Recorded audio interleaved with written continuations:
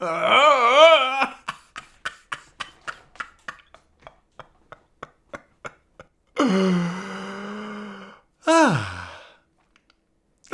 sums it up, really. I don't know what to feel. I just don't know. I don't know what I'm doing. I don't know what to do anymore. What are we doing as a side? Pep Linders, mate, I think I'm going to level this at you. Because we've never been like this.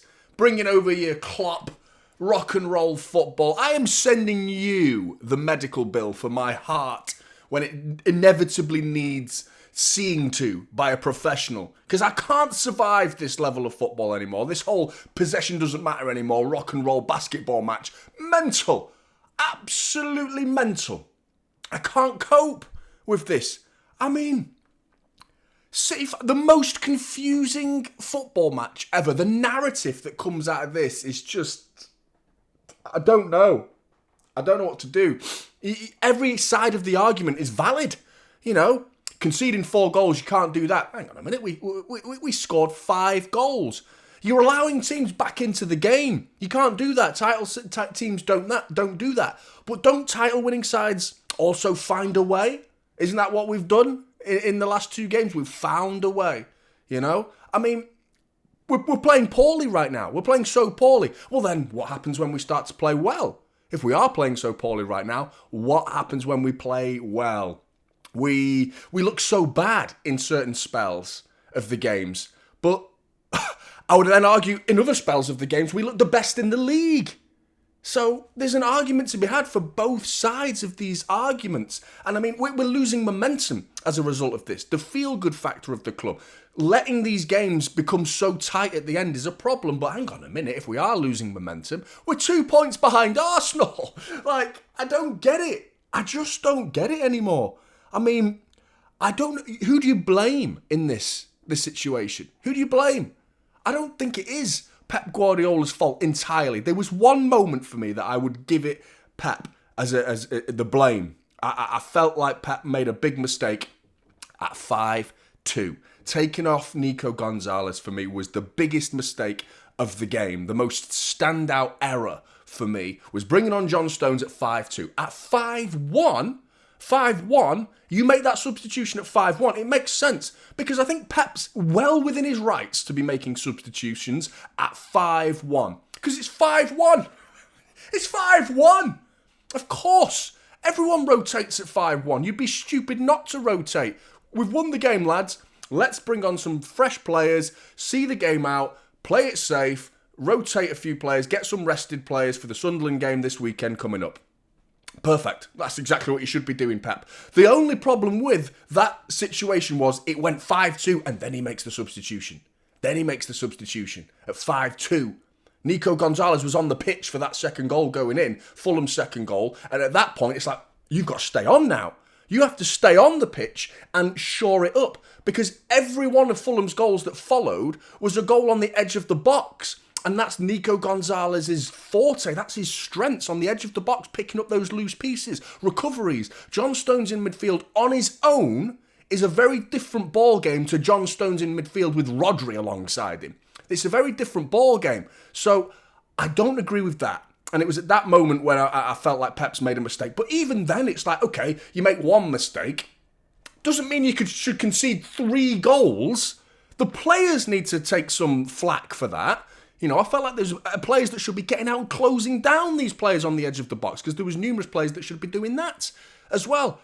But it's mental. Have a look at the stats. Once again, we concede possession. 57% possession to Fulham. We've won again. We keep doing it. We keep giving up the ball and winning games as a result, you know? Against Leverkusen, if I remember rightly, I think we had more of the ball and we lost. Like, we need to stop having the ball. It keeps working for us. And I mean, they scored 4 goals from 0.91 XG. I mean, we still scored 5 from 2.17. Ours makes a little bit more sense than theirs. But, I mean, they're dominating the ball against us. And I mean, other sides have done this. United, Liverpool had pretty much more of the ball. I think Dortmund was like 50-50. It's a common trend now that Pep Linders and Pep Guardiola together have decided, possession. He's done with it. He's done with it. And that's an adaptation of Pep Guardiola, which I will give him praise for, because we are in a title race. Believe it or not, whether it lasts or not, whether we can get through the other side of Christmas playing like this, you know, It's crazy. It's absolutely crazy, man. Donnarumma conceded 4 goals. Couldn't do anything about him. Is he to be blamed? No, absolutely not. I'm hearing people blaming him. I don't think he's got anything to do with those goals going in. And I mean, what the fourth goal from Chukwueze was deflected, so it looks like he could have done better with it, but it just takes a little deflection that takes it over his hands. I don't think he could do anything about that. He was getting the ball out with some of those punches. I'm not sure he should be doing anything better than that, than just getting it out of the box. He did that. It broke. And they buried it. The goals that Fulham scored were just like, you can't. Was that just a case of football being football? You know what I mean? Just one of those days where, like, we did our job, we went 5-1 up, we've done the business, and then Fulham scored 3 great goals, finishes that you can't really do anything about. It makes no sense. There's no narrative here that you can cling on to and go, that's the reason why this happened. None of it really makes sense, because everything you say to me, there will be a counter-argument to it. There is a counter-argument to any narrative you want to spin following this game. No matter what you say, there's a counter-argument to it. It's crazy.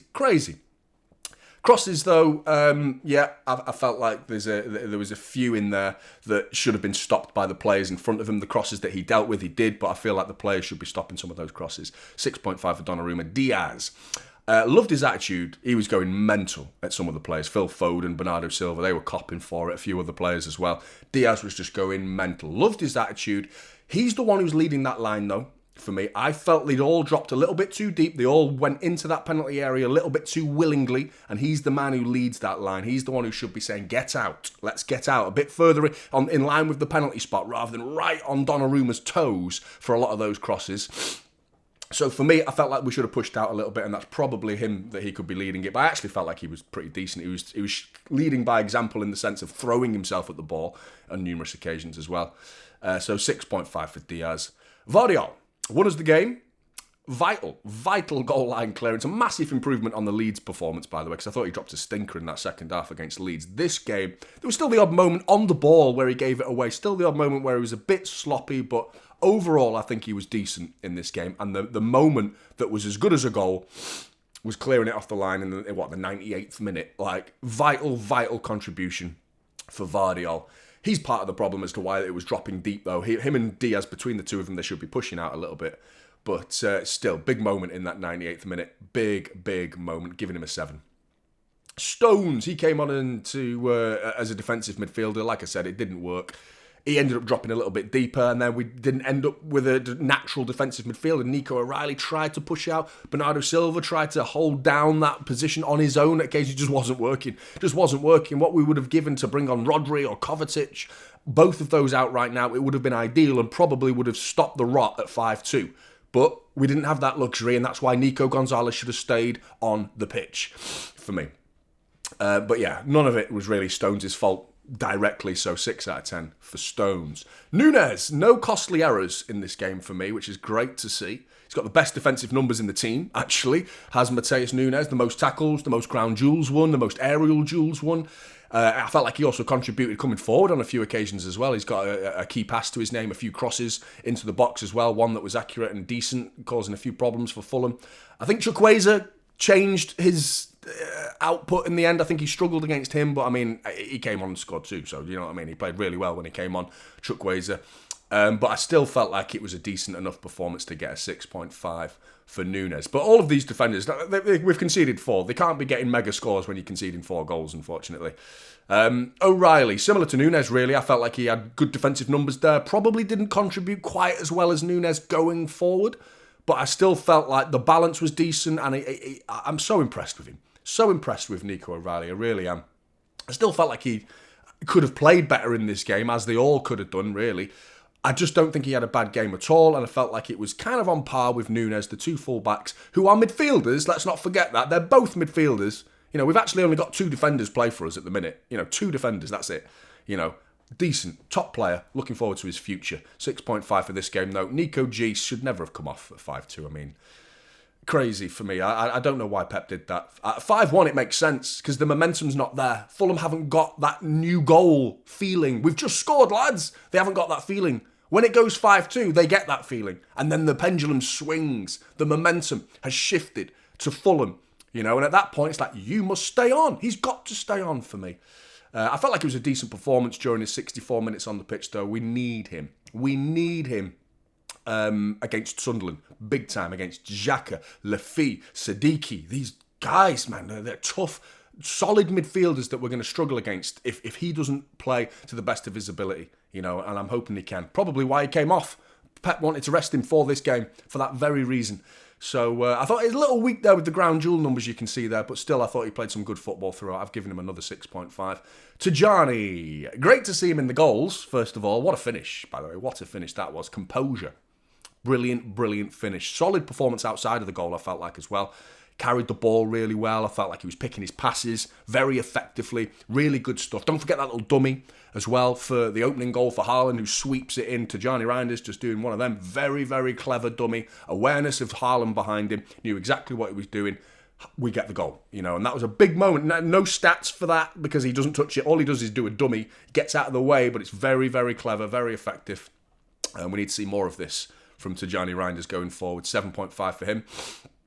Foden, giving him man of the match, and I've given him an 8.5. I would have given him a 9, but I've docked him a 0.5 because I'm a cruel headmaster teacher who's got some sort of god complex who can hand out numbers for City players. So there we go. That's the reason. No, the real reason is he should have been closing down Iwobi, and I felt like he also should have been closing down Chukwueze. So I would have suggested that, albeit that we shouldn't be looking at Foden and going, why are you not closing down? He's the biggest reason why we're 5-1 up in the first place. Phil Foden was sensational. All the way up until that 5th goal goes in, Phil Foden was just top stuff from Phil Foden. Brilliant. I still think he should be closing down, though. Diaz is right.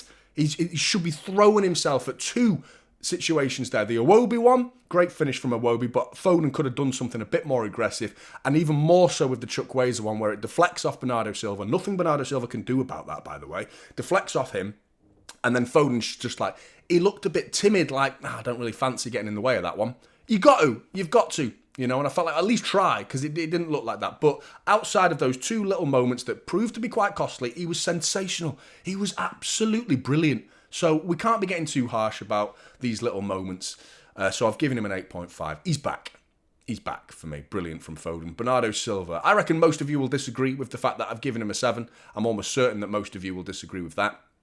And I've watched the game back, and I just thought he did everything so well. It's nothing fancy. It's everything simple. He does the simple things very well, very effectively. Just kept that ball ticking. Like I said, I don't think that cross that was deflected off him is his fault because he's getting something on it. He's stretching for it and he's doing what he can to try and deflect the ball away from goal. I don't think that's his fault. I mean, just because the nearest player isn't always to blame. People seem to think if you are the nearest player to a goal, then it is your fault. It rarely works out like that. Rarely works out. I thought he played well. Let me know your thoughts if you disagree with 7 out of 10 for Bernardo Silva. Doku doesn't get the goal in the end because a delicious burger OG, which was very welcome to make it 5. That's not gone down as a Doku goal, but the assist is definitely his. I actually don't think he played very well, Doku. I don't think he had a good game, really, but it is great to know that he can affect the scoreline without playing well. Because Doku of the past he's playing well, but he's not delivering in the scoreline department. He's not affecting the game that way, getting an assist and getting a goal. He ain't doing it, but he's playing very well. I don't mind this version of Doku that's not playing well but getting assists and unlucky not to get that goal in the end. It was off target, but I mean, he's affecting the scoreline. Jeremy Doku, keep it going, mate. Keep it going. Giving him a 7. Savinho, patience is wearing a little bit thin with him now. There was the odd positive, actually, in this cameo. I felt like he drove forward really well with the ball on occasions. I also felt he was not robbed. He was unlucky because Haaland didn't do anything wrong, really, with that header that came off the post. Great header, great cross from Savinho. Unlucky, he could be coming away with an assist and we could be talking a bit differently about Savinho, but it's that moment in down by our own corner flag where it's just like, come on, man. It's 5-3. Don't give a corner away. Just defensive decisions, his willingness, his willingness as a defender, and I know he's not a defender, but same as Foden, if I'm criticising Foden, I've got to be doing the same for Savinho. Just switch on, man, for the team. Like, you can't be giving the ball away and from that corner, 5-4. Can't be doing things like that, mate. You've come on as a substitute. You've got to be more solid than that. You've got to do better, Savinho. It's tough. And I mean, that alone, the corner giving away is why he's gone below a 6. 5.5 for Savinho. Haaland, he missed that early one-on-one, hit the woodwork. It was actually very unlucky. You know, he could be coming away with a hat-trick. The same level of luck for the header as well, just off the inside of the post. Very unlucky, but, I mean, he took his goal superbly well. Really good finish, really good finish. I actually think the best thing I saw from Haaland was the assist for Tijjani Reinders. I think that was the best bit of play that he did the entire game because he bodied Anderson. And then to slip that ball through, to get the weight of the pass perfect for Tijjani Reinders. Do you have any idea how hard that is? To go full strength, you know, tighten up your muscles and go bang into a shoulder charge. And then in a split second, relax all of those muscles that you've just tensed up and then calmly pass a ball through like that to Tijjani Reinders. Do you know how difficult that is? To go intensely tense and then bang and then relax and pass the ball. That is such a difficult skill. So difficult, and that's such an underappreciated skill from Erling Haaland, who is known as this brute who gets tap-ins. He has got finesse, man, and it's getting better. 8.5 for Haaland, 2 assists as well for Haaland. Great performance once again. No ratings for Cherki or Aki, but I mean, I want to mention the fact that Cherki came on for 8 minutes and I actually thought he did really well. He came on, held the ball up, was winning free kicks. Great stuff from Cherki. Flashes of quality were still there in that 8 minutes of cameo. Not much to speak on for Ake because he came on in stoppage time. But Cherki, for me, yeah, I felt like he calmed the game down a little bit and took the sting out of Fulham's game a little bit. Wondering whether he's going to start against Sunderland. I would like him to. But instead of who? Let me know your thoughts. What do you think of this game, Blues? Absolutely. 5-4. What are we doing? I'm so pleased at the same time as being devastated and terrified. You know what I mean? I'm buzzing, but I'm feeling like crap at the same time. I don't know what to feel with this game. I really don't. I'm pleased that we were involved in it. I'm excited as a City fan. I mean, don't tell me you're not looking forward to that Sunderland game. One way or the other, you're like, well, I know I'm in for a game. The way we're playing right now, this is going to be an exciting game one way or the other. I'm looking forward to the future of Manchester City at least, and I'm hoping this can be more compact, pragmatic performances where we get the lead and then hang on. You know, because you've got to ask Arsenal fans what they think. Ask Arsenal fans what they think watching that game. Because they'll be licking their lips. They'll be rubbing their hands together and rubbing other parts of their bodies, no doubt, knowing the Arsenal fans. But ultimately, 5-4, you know, at 5-1 up, you're just giving the opposition confidence to know that at any point City can just capitulate within 15 minutes of a game and the whole game's just turned on its head. Crazy, crazy stuff. Let me know your thoughts, Blues. Like and subscribe to Typical City, and I'll see you in the next one. This is Typical City now, holding up silverware.